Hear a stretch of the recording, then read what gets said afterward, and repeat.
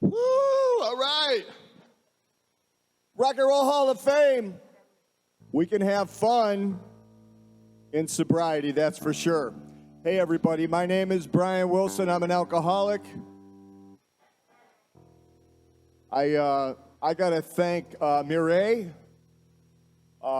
She's a girl that sits on the board here. And, I met her at the gym. And she was telling me she served on this board, and she's got this great event going on for sobriety. And they were looking for bands at the time, and I said, hey, I'm in a band. And she says, you got to be sober. I says, I'm sober, and met the criteria. And here I am with my awesome band here playing at the Rock and Roll Hall of Fame, and that's awesome to me.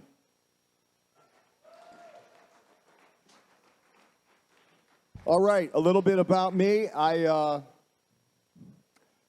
grew up in a family that loved to have fun and loved to drink and loved to party. And there was always a lot of dancing and a lot of fun growing up. And I didn't have a spirituality. Matter of fact, I ran from that belief because I wanted to run the show. I wanted to do things my way. I wanted to call all the shots. And somehow I got out of high school and joined a rock band. And back in the day, my friends, some of them that are with me in this band, seen how out of control my drinking was. They witnessed some real problems, and shortly after that band, the troubles started to come in my life, and the DWIs, that's what we used to call them back in the day, was DWIs, and those started to happen for me because, quite frankly, I was drinking every day, and every time I got behind the wheel, I probably needed a DWI. And I'll tell you, there was a lot of fun. There was a lot of fun in my drinking career. And I ended up in a treatment center, and I got to tell you, I was there for the wrong reasons. I was there to get out of trouble. And I left that place. It was in Minnesota, and I left that place, and my counselor said, you have a 1 in a million chance of making it, staying sober, because he knew me. He knew me better than I knew myself. And it wasn't long after that, 6 months, I picked up again.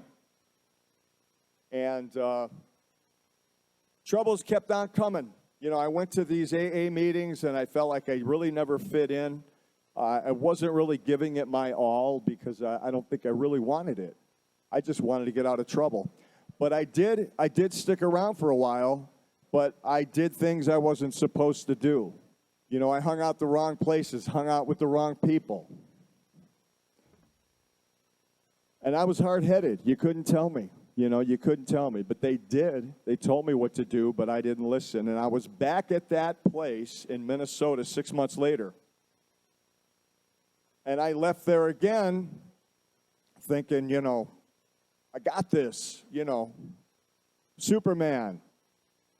And I left. I came back. I started going to meetings, and again, it didn't work for me. I felt like that square peg in a round hole. It just was not fitting. And the troubles kept coming. That's the thing. It was called drink trouble with my life. Eventually, after getting married and having a couple kids, I went into a treatment center again for the third time, and I was really bad. And they took one look at me and took me over to Ashtabula Hospital. Not too far from here. And the treatment center said, I need a special place. You're special. And they put me on the psychiatric floor of the Ashtabula Hospital.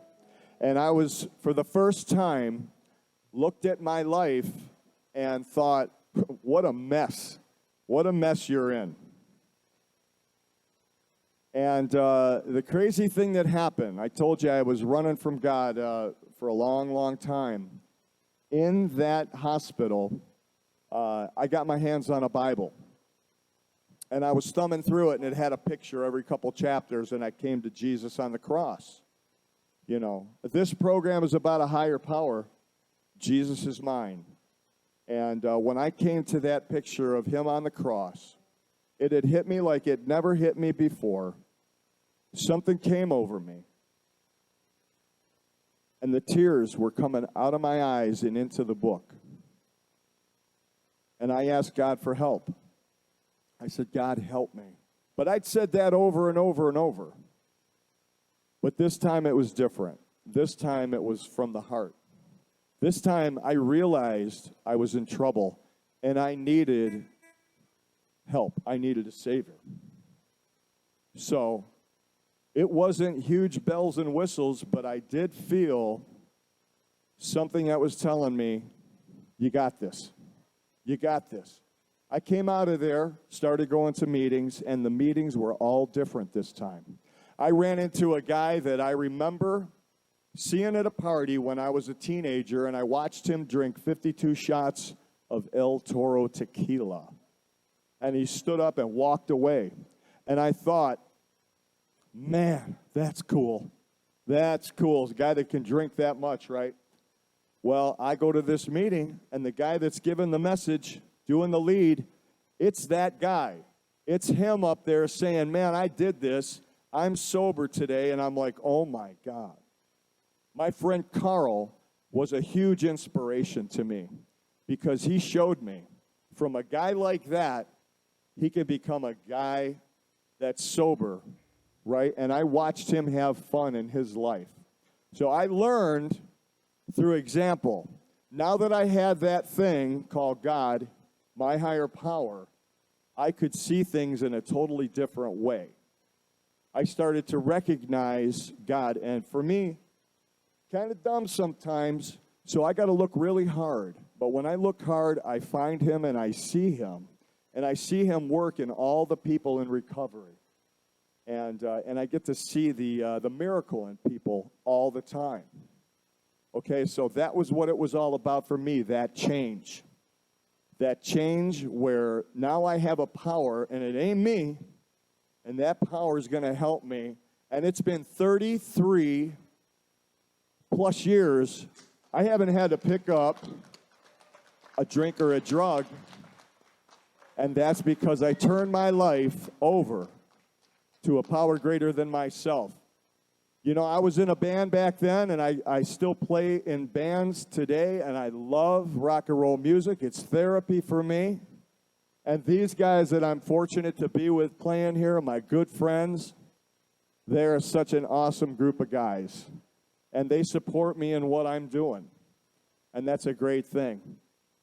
You know, 33 years.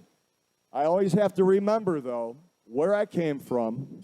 I got one day. I got today when I woke up this morning.